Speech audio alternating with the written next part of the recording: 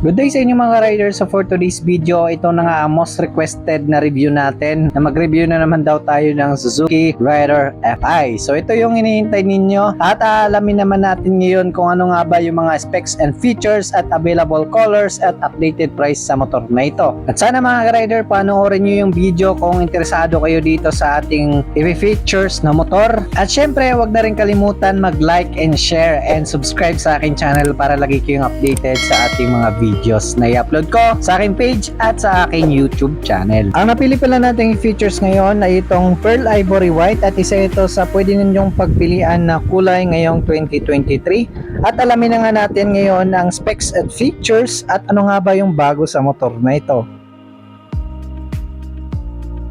Ayan muna natin guys dito sa unahan niya. May size pala ito na 1790 by 17 at 17 inches mags. Meron din tayong wavy design disc brakes dito sa harapan at meron tayong dual caliper piston at naka-telescopic fork naman na kanyang suspension dito sa harapan.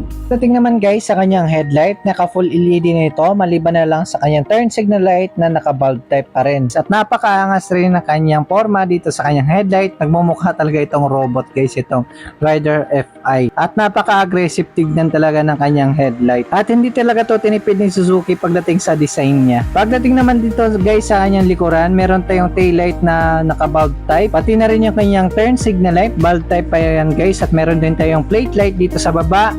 At kahit bulb type pa ito guys, napakaganda pa rin naman at napaka-visible naman ito sa gabi. Lalo na yung kanyang design guys is napakaganda, napaka-sharp at sporty looks ang kanyang taillight dito sa likuran. May size naman ang gulong nito sa likuran na 1890 by 17 at 17 inch mags.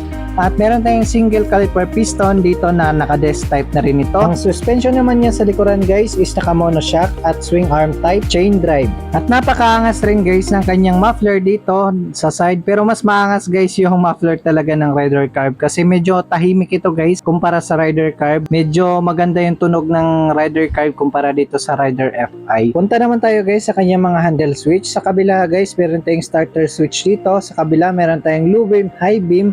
Meron din tayong patayan ng ilaw sa harapan at meron din tayong pang turn signal light at busina. So napakagandang features na meron pa rin ang Rider FI na patayan ng ilaw kumpara sa mga Rider Carb na bago ngayon na wala na talagang patayan ng ilaw at naka-automatic on na talaga siya. Pagdating naman sa kanyang panel gauge, gumagamit niya ito ng fully digital panel gauge guys at marami ka na makikita mga information tungkol sa iyong pagmamaneho. Pagdating naman guys sa kanyang ignition system, gumagamit ito ng shutter key pero pwede mo na siya i-lock guys para sa safety ng iyong motor pangontra sa mga malilikot na kamay. Pero mas maigi pa rin na magpalagay tayo ng GPS tracking device sa ating mga motor para iwas tayo sa nakaw at kung nakaw man, pwede natin siyang mai-track kung saan napunta or sino ang nagnakaw ng ating motor. Kaya alam nyo naman kapag rider nakawin talaga at agaw tingin sa mga tao, kaya mas maganda na lagyan natin siya ng alarm or GPS. Para naman sa other features sa motor nito, meron rin itong lagayan dito sa kanyang batok na malit lamang at kasya lamang yung papel or cellphone dito, pero mas maganda na papel lang ilagay mo dito. At huwag mong lagyan ng cellphone dahil baka mamaya sumabog yung cellphone dahil mas malapit ito sa makina. Pagdating naman guys sa kanyang tank capacity, meron lang 4 liters at kayang mabot ang 1 litro mo layong 50 kilometers per liter pero nakadepende pa rin yon sa road condition at bigat ng rider. Pagdating naman sa kanyang engine specification, may engine type ito na single cylinder, 4-stroke, 4 valves, liquid cooled, dual overhead cam at may displacement na 148cc at may maximum power naman ito na 18.2 horsepower at may maximum torque na 13.8 Newton meter. Ang fuel system naman ito ay pinapagana ng fuel injected at di ka rin mabibitin sa kanyang power dahil meron itong 6-speed manual transmission. Ito naman guys ang mga available color na pwede ninyong pagpilian ngayong 2023. Pearl Ash Blue, Candy Matte Bardex Red, Titan Black, Pearl Bright Ivory, at Metallic Triton Blue.